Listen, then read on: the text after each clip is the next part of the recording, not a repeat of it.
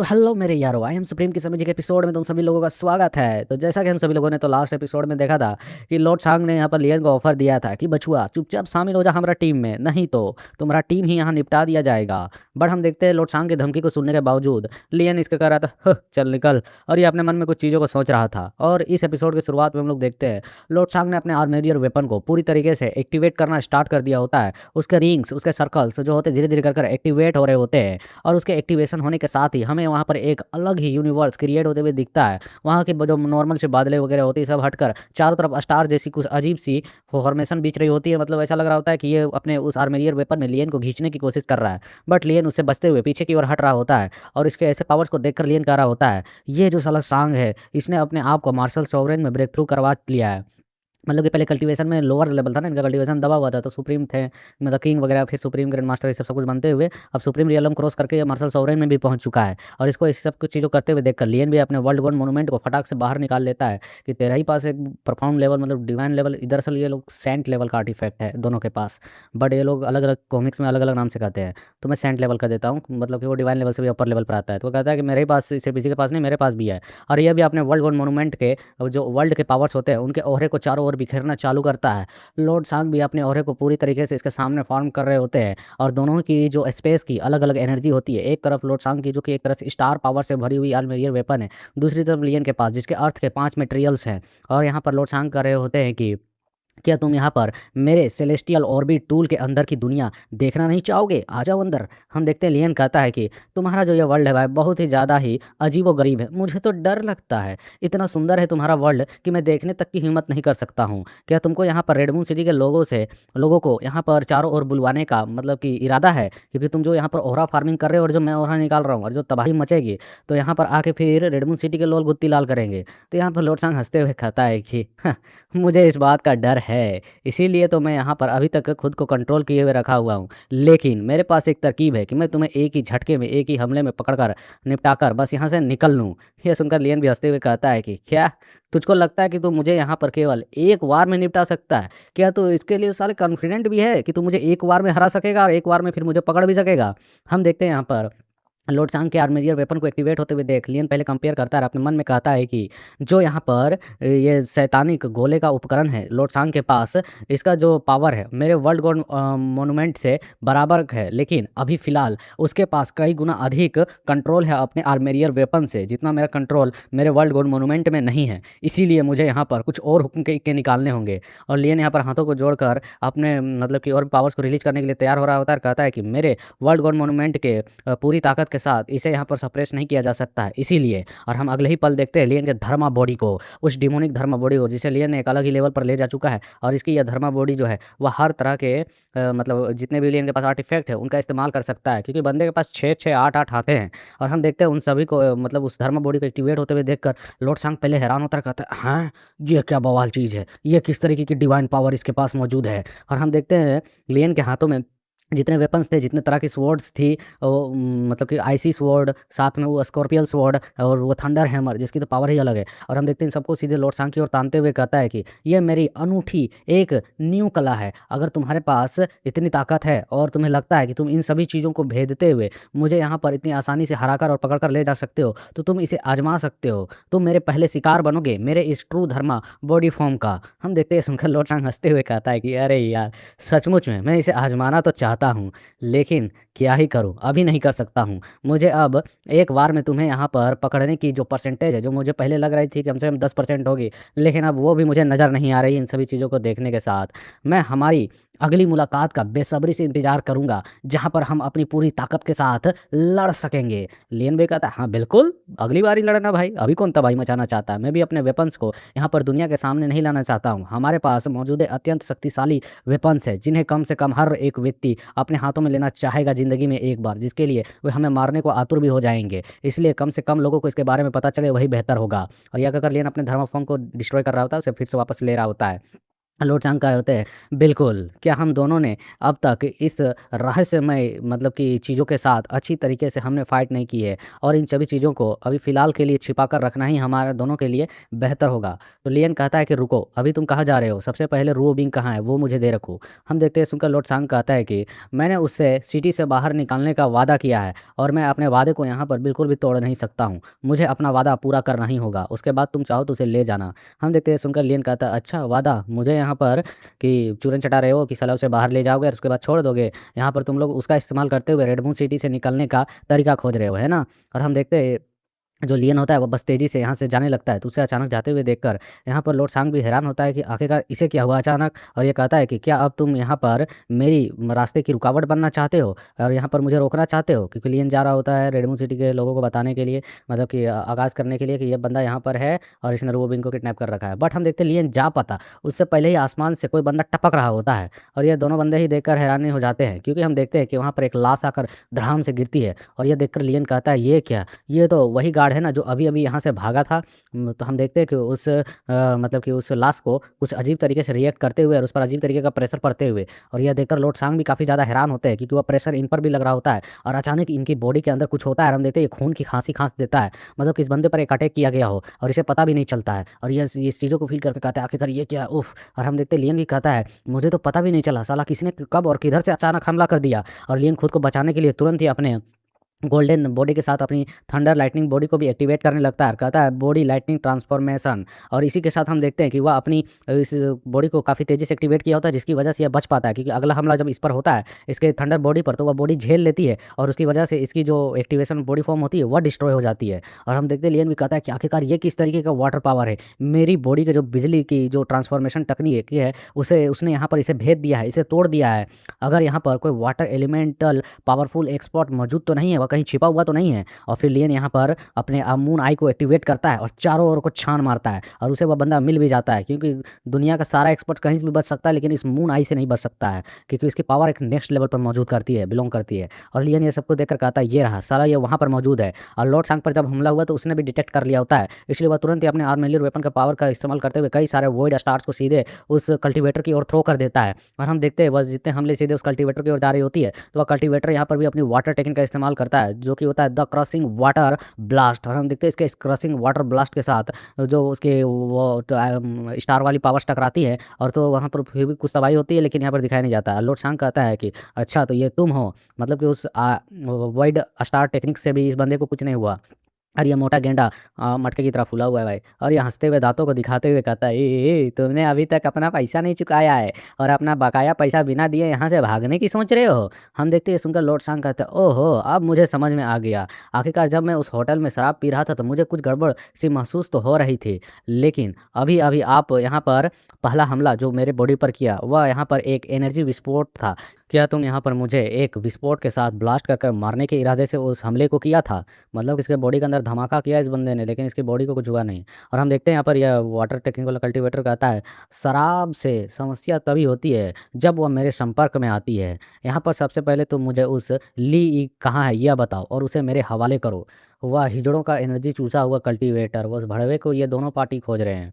और हम देखते हैं सुनकर यहाँ पर लॉर्ड सांग कहता है कि जो ली ई है वह यहाँ पर डेथ पैलेस से बिल्कुल बिलोंग नहीं करता है, वह तुम डेथ पैलेस वालों को बिल्कुल भी नहीं मिलेगा। तभी हम देखते हैं पीछे से वह पिंक फेस भी आ रहा होता है, उस मतलब कैद वाले एरिया से निकल चुका है जेल से, और बाहर आते हुए कह रहा होता है कि ये क्या, आखिरकार यहाँ पर 8 डेथ एसेसियंस में से एक हमारे एल्डर जो कि 4th नंबर पर आते हैं GNNN है यहाँ पर मौजूद, और इसे डायरेक्ट जीए कहेंगे। और हम देखते हैं यहाँ पिंक फेस वाला जो होता है वह हेलो करते हुए कहता है, ओए लॉर्ड सांग, हेलो हेलो, हम तो यहाँ पर काफ़ी जल्दी मिल गए, मुझे तो उम्मीद ही नहीं था कि हम इतने जल्दी वापस में अब मुलाकात कर पाएंगे। मास्टर सांग हम फिर मिल गए। और हम देखते हैं यहाँ पर जो पीछे कल्टीवेटर होता है वो कह रहा होता है कि आखिरकार सेकंड ब्रदर कहाँ पर है, सेकंड एसेसियन। तो हम देखते हैं यहाँ पर ये सुनकर जो बुढ़ा क्रूवल होता है वह कहता है कि उसने यहाँ पर अपने करोड़ों सोल स्पिरिट्स को खो दिया है, यहाँ तक कि उसकी एक गोल्डन लेवल की सोल सर्वेंट थी वह भी डिस्ट्रॉय हो गई, इसलिए उसे काफ़ी ज़्यादा सदमा लगा है और वह भी सामने नहीं आना चाहता है। तो हम देखते हैं यहाँ पर ये सुनकर ये डेथ पैलेस का फोर्थ एसेसियन जो होता है कहता है अच्छा ऐसी बात है। तो यहाँ अत्याचारी होते हुए कहते हैं कि यह जानकर उसे गहरा सदमा लगा है कि अपनी चरम सीमा पर पहुंच चुका उसका जो अर्थ पपेट था वह भी यहाँ पर निंग के एक वार को भी नहीं संभाल सका।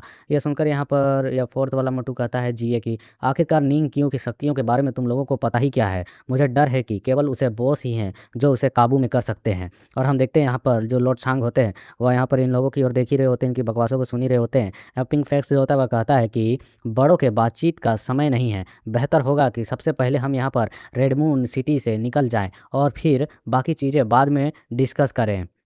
यह सुनकर यहाँ पर जीए कहता है कि जल्दी मत करो, मैंने इस स्थान पर एक यूनिवर्सल ब्लॉकेज बना दिया है जिसकी वजह से यहाँ पर रेडमून सिटी के लोगों को हमें खोजने में काफ़ी समय लगेगा, वो हमें डिटेक्ट नहीं कर पाएंगे।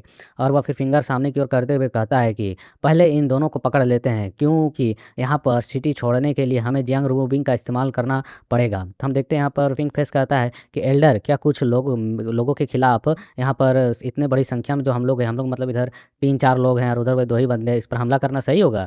तो यहाँ पर जीए कहते हैं अबे यार मिशन तो पूरा करने पर फोकस करना, कौन सा तरीका इस्तेमाल कर रहे हैं। या हम 8 प्रेतों को बिल्कुल भी बिलोंग नहीं करता है, हम लोग डेथ गॉड से, हमारे लिए बस जान लेना ही मायने करता है। हम देखते हैं यहाँ पर लियन जो होता है वह तुरंत ही पासा पलट देता है और वो कहता है अरे यार मेरे को क्यों मारना चाहते हो, इसे पहले टपकाओ। यहाँ पर तुम तो जानते ही हो कि मेरे और तुम्हारे बीच कोई दुश्मनी नहीं और द्वेष नहीं है, लेकिन मेरे पास इस ली या जियांग रूओ बिंग भी नहीं है, सब कुछ इसी बंदे के पास है, इसी ने रखा हुआ है और तुम लोगों से कोई लेना देना नहीं है। इसके अलावा मेरे और इस राक्षस जाति के लोगों से दुश्मनी पहले ही चल रही है, इन मॉन्स्टरों से मेरी शत्रुता पहले से ही है। तुम तो जानते हो शत्रु का शत्रु मित्र होता है, इसलिए हम तो आपस में दोस्त हुए, तो उसी दोस्ती को देखते हुए मुझे जाने दो यार। हम देखते हैं यहाँ पर लियन को इस तरीके से करते हुए देख जीए कहता है कि क्या तुम कर रहे हो कि मैं तुम्हें यहाँ से जाने दूँ, क्योंकि तुम यहाँ पर हमारे किसी काम के नहीं हो, तो तुम्हें यहीं पर मार डालना बेहतर होगा। तो नंबर 8 लिटिल 8 जाओ और जाकर तुरंत उस भरोसे वाले को तुम संभालो और बाकी हम मतलब कि इस मॉन्स्टर वाले को संभालते हैं, मतलब कि अत्याचारी के साथ, फिफ्थ एल्डर के साथ। हम देखते हैं यहाँ पर यह सुनकर लॉर्ड सांग स्माइल करते हुए कहते हैं सालो तुम लोग क्या मौत चाहते हो, तुम लोग खुद अपने आप को यहाँ पर मौत के किनारे झोंक रहे हो, इसलिए मुझे बात में दोस्त मत बिल्कुल मत देना। और हम देखते हैं लॉर्ड सांग पर सीधे यहाँ पर ये फोर्थ और फिफ्थ एसेसियन दोनों ही हमला कर देते हैं। लॉर्ड सांग भी उनके हमलों को बस अपने नंगे हाथों से टैकल कर रहे होते हैं। लेकिन हम इधर दूसरी ओर इस पिंक वाले फेस वाले और लियन की चुतियापा को देखते हैं। यहाँ पर पिंक फेस कहता है कि अब जब हम आमने सामने हैं तो सबसे अच्छा उचित टकराव होगा, मुझे काफ़ी समय से यह देखना था कि तुम्हारी ताकत कितनी है, मैं इस चीज़ को जानने के लिए काफ़ी एक्साइटेड था। हम देखते हैं लियन कहता है कि आप एक 6 स्टार मार्शल सुप्रीम से क्या ही उम्मीद करना चाहते हैं, मैं आखिरकार आपका सामना कैसे कर पाऊंगा, शक्ति के मुकाबले में तो आप मुझसे अधिक ही पावरफुल होंगे, आप कितनी दूर तक यहाँ पर जाने की चीज़ों को सोच रहे हैं, तुम्हें तो यहाँ पर मार्शल आर्ट में कई सारे कल्टिवेशनों में निपुणता प्राप्त है, तो आखिरकार तुम मुझ जैसे पर इस तरीके से ताकत का इस्तेमाल कैसे कर सकते हो, मेरे विरुद्ध तो तुम्हें लड़ना भी नहीं चाहिए था। हम देखते हैं सुनकर वो कहता हूँ क्या आपकी बातें तर्कसंगत तो हैं, क्योंकि तुम 6 स्टार मार्शल सुप्रीम हो और मैं तुमसे ज़्यादा पावरफुल हूँ कल्टीवेशन टेक्निक्स में भी, तो मुझे तुम्हें यहाँ पर हमला कर मारना क्या सही होगा, मेरा तुम्हारे साथ लड़ना बिल्कुल सही चीज़ है कि नहीं है। हालांकि मैं बता दूँ लियन से ज़्यादा बड़ा नई एज का नहीं है, ठीक है, ये लोग यंग जनरेशन के ही लड़के हैं, लेकिन यह बंदा काफ़ी पावरफुल है। हम देखते हैं यहाँ पर लियन कहता है कि इसके बजाय हमें यहाँ पर किसी और चीज़ से फाइट करनी चाहिए, तब हमारी मतलब कि फाइटिंग होगी वह बराबर की होगी, लड़ाई में हमें यहाँ पर किसी और तरकीब का इस्तेमाल करना चाहिए। तुम्हारा लिटरेचर के बारे में क्या ख्याल है, क्या तुम यहाँ पर इंटेलिजेंट हो। तो पिंक फेस कहता है क्या साहित्य प्रतियोगिता लिटरेची दिलचस्प तो लग रही है, हम इस प्रतियोगिता को कर सकते हैं और जो हारेगा उसे मार देंगे। हम देखते हैं लियन कहता हाँ मैंने आज तक किसी ऐसे व्यक्ति को नहीं देखा है जो साहित्य में मुझे हरा सके, क्या तुम सचमुच में इतने टैलेंटेड हो और इस चीज़ के लिए इच्छुक हो कि तुम मुझे यहाँ पर हरा सको। ये सुनकर पिंक फेस कहता है कि ठीक है चलो, तो हम लोग उसी तरीके से फाइट करेंगे, लिटरेची से हम लोग फाइट करेंगे कविता गा गा कर और एक दूसरे को हराएंगे, लेकिन जो हारेगा वह बस इज्जत के साथ मारा जाएगा। और यहाँ पर पावर की तब बात आएगी तो हम बराबरी पर होंगे, मतलब कि भाई वो कल्टीवेशन की वजह से मत कहना कि साला कमज़ोर था तो मेरे को निपटा दिया। और ये कहता है कि लेकिन जो रूल्स होंगे वो क्या होंगे वो मुझे बताओ, हारने वाले तो यहाँ पर मरेगा ना पक्का। तो यहाँ पर लियन कहता है हाँ, लेकिन अगर क्या होगा अगर तुम हार गए तो क्या तुम मरने को तैयार हो। तो यहाँ पर यह पिंक फेस कहता है बिल्कुल, मेरा नाम यूं ही लिटिल एट नहीं है, मुझे यहाँ पर एट डेथ प्रेतों में से यूं ही नहीं शामिल किया गया है, मेरा टैलेंट और मेरी जो शब्द हैं वो बिल्कुल पक्के हैं। तो यहाँ पर लियन कहता है ठीक है, तो आपको अपना जो कौशल है वह दिखाना होगा, मैं यहाँ पर कोई मामूली लिटरेचर नहीं हूँ। तो हम देखते हैं यहाँ पर ये सुनकर वो भी कहता है हाँ तो आ जाना। तो लियन कहता है ठीक है, तो ध्यान से सुनो, यहाँ पर पहली पंक्ति में मेरा मूड ख़राब है, इसलिए कृपया मुझे परेशान ना करें। इसका मतलब क्या हुआ? अर्थ बताओ। मतलब एक बंदा दोहा बोल रहा है, दूसरा बंदा अर्थ बोल रहा है, और फिर एक बंदा दोहा बोलेगा, तीसरा बंदा अर्थ बोलेगा, और फिर ये लोग शब्दों से शब्दों खेलेंगे। लेकिन एक बंदा जितने शब्द का बोलेगा, अगला बंदा भी उतने ही शब्द का पोयम बोलेगा। इस तरीके के इनके टक्कर में चल रहा है। लेकिन गड़बड़ाया, शब्द किसी का कम बेसी हुआ तो वह हार जाएगा। तो यहाँ पर हम देखते हैं, इसके बातों को सुनकर यहाँ पर पिंक फेस भी जवाब देता है कि शरीर अस्वस्थ है, इसीलिए परेशानी पैदा करने से सावधान रहें। और इनकी कविताएँ तो भाई तुम लोग समझ सकते हो किस तरीके से मैं ट्रांसलेट कर पाऊँगा, सालों की चाइनीज़ रहती है। और फिर लेकिन तभी इन लोगों का ध्यान जाता है बगल में, जहाँ पर एक बड़ा-सा विस्फोट होता है, बड़ा-सा यहाँ पर धमाका होता है। हम देखते हैं उस धमाके के बीच से लॉर्ड शांग को निकलते हुए, उन्होंने यहाँ पर अपनी आई लेज़र पावर को एक्टिवेट कर दिया होता है। अब भाई इस मॉन्स्टर के पास कौन-कौन सी पावर मौजूद है? और यह देखकर पिंक फेस कहता है, ये क्या? एक राक्षस जिसका सर दानव जैसा, चेहरा बहुत बदसूरत है और अपनी 2 बर्फीली आँखों से यहाँ पर नैनो की तार चला रहा है। और हम देखते हैं यहाँ पर जो उसने आई टेक्निक का इस्तेमाल किया होता है, उससे इसने इसके वो इस एल्डर के वाटर ड्रैगन को डिस्ट्रॉय कर दिया होता है, क्योंकि उसके अंदर उसने कैद कर लिया था लॉर्ड सांग को। तो लियन भी कहता है कि एक इंसान जिसका शरीर पूरा पुरुष का है और चेहरा भूत जैसा और कछुए से सिर बराबर कुदेरता रहता है, मतलब खुजलाता रहता है, टकला एकदम ऐसा है जैसा कछुआ का कल्चर है। हम देखते हैं यह देखकर यह भी चौंकते हुए कहता है, क्या छी छी, कितना भद्दा है बात। तुमने यहाँ पर तो बिल्कुल समांतर दोहे कहे हैं, जितने शब्द कि मैंने कहे हैं बिल्कुल सटीकता से, और वो भी यहाँ पर मौजूदा घटनाओं को देखते हुए। तो आपने यहाँ पर बोलने पर वे अपना स्वाद पूरी तरीके से कैसे खो बैठ सकते हैं? हम देखते हैं यहाँ पर फिर जो यह पिंक फेस होता है वह अपना दोहा कहता है, और फिर कहता है कि चारों दिशाओं से 8 मार्ग निकलते हैं और एक ही प्रहार में वे पूर्व और पश्चिम को भेद देते हुए आकाश के ग्रहों को चीरते हुए स्वरूप धारण कर लेते हैं। तो हम देखते हैं यहाँ पर इसके इस दोहे को सुनकर लियन भी कहता है कि 3 पर्वत और 5 चोटियाँ और आधे कदम के साथ वे 2 छोटे प्रांतों को, मतलब कि देशों को दबा देते हैं, सप्रेस कर देते हैं और उत्तर से दक्षिण की ओर फैल जाते हैं। हम देखते हैं यहाँ पर ये बंदे जो होते हैं उनके अटैक से भी बच रहे होते हैं, साथ में ये पोएम्स भी गाए जा रहे होते हैं। और फिर यहाँ पर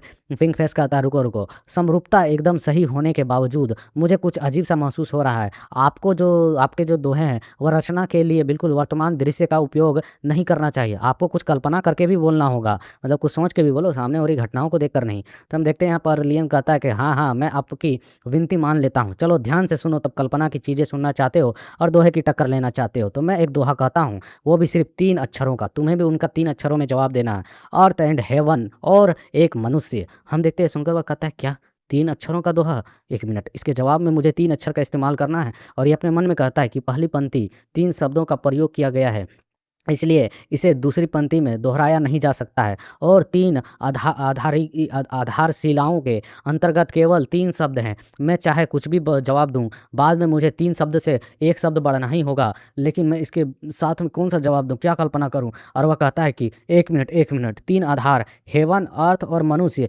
इसका उत्तर दोहे में देना कभी संभव हो ही नहीं सकता है। तुम क्या कर रहे हो? इनका जवाब मैं कैसे उत्तर दूं दोहे में? वो भी लियन कहता है, क्या क्या बात कर रहे हो? दुनिया में कोई भी यहाँ पर पंक्ति ऐसा नहीं है जिसका जवाब दोहे से नहीं दिया जा सकता है। इसका मतलब तुम यहाँ पर हार चुके हो। पिंक फेस कहता है, नहीं नहीं, जब तक तुम इस सवाल का जवाब नहीं देते हो तब तक मैं यहाँ पर खुद के हार को एक्सेप्ट नहीं करूँगा। तो लियन कहता है, ठीक है रुक जा, मैं तेरे को 3 जवाब देता हूँ, रंग, ट्यूब और हजारों लाइनें। हम देखते हैं, सुनकर ये हैरान होता है, कहता है, क्या इसने दोहे का जवाब दिया? और इनकी दोहे भाई मेरे को समझ में नहीं आ रहे, तुम ही लोग समझो, ठीक है? ये 3 शब्द कुछ कह रहा है और उसी से मिलता जुलता 3 शब्दों में इसका उत्तर भी देना है। तो हम देखते हैं यहाँ पर ये पिंक फेस कहता है, वेट, क्या तुम थोड़ा सा यहाँ पर शिष्ट नहीं हो सकते हो, शिष्टाचारी नहीं हो सकते हो, सही तरीके से नहीं बता सकते हो, क्या कर रहे हो तुम? लियन कहता है कि अच्छा, ये जवाब पसंद नहीं तो एक और जवाब है 3 शब्दों में, 9 अध्याय, समकोण, आधार और कोण। हम देखते हैं लोड़ा ये क्या बोला इसने। और फिर लियन यहाँ पर एक से एक और जवाब देता है, और हाँ, और 4 ऋतुएं भी होती हैं, ग्रीष्म, शरद और शीत। हम देखते हैं ये क्या बोल रहा है, और फिर कहता है, वेट, ऐसे नहीं चलेगा, ऐसे नहीं, तुम क्या कर रहे हो? तुमने अभी कहा साल में 4 ऋतुएं होते हैं, वसंत, ग्रीष्म, शरद और शीत होते हैं। तो तुमने सिर्फ तो फिर तुमने यहाँ पर वसंत कहाँ है? तुमने जो कुछ जवाब दिया उसमें वसंत का तो ऋतु का नाम लिया ही नहीं है। तो लियन कहता है, उसकी लेने की क्या ज़रूरत है, मैं तो 3 में ही जवाब दे सकता हूँ ना। चौथा देखने के लिए तुझे जिंदा भी तो रहना होगा, तू तो वैसे भी मर जाएगा वसंत ऋतु में। हम देखते हैं, सुनकर यहाँ पर इसकी तो दिल में चोट लगती है, खून के फुहारे छूटते हैं। और लियन कहता है कि कविता की 10 पुस्तकें, ज्यामितियों के 9 अध्याय, विचार की 8 धाराएं और भूगोल की 7 रेखाएं, साहित्य में मुझे चुनौती देने के लिए अभी बहुत लंबा रास्ता तुम्हें तय करना है। अपना सिर वध के लिए मेरे सामने पेश करो पार्थ। और हम देखते हैं इसी सीन के साथ यहाँ पर ये चैप्टर खत्म कर दिया जाता है, पार्थ। सो इसीलिए फटाफट लाइक करो, शेयर करो एंड सपोर्ट करो नेक्स्ट एपिसोड जल्द से देखने के लिए। और तब तक के लिए मेरे जीनियस वॉरियर के स्टोरी को जाकर जरूर चेकआउट करो, मस्त स्टोरी है, मजाक नहीं कर रहा हूँ।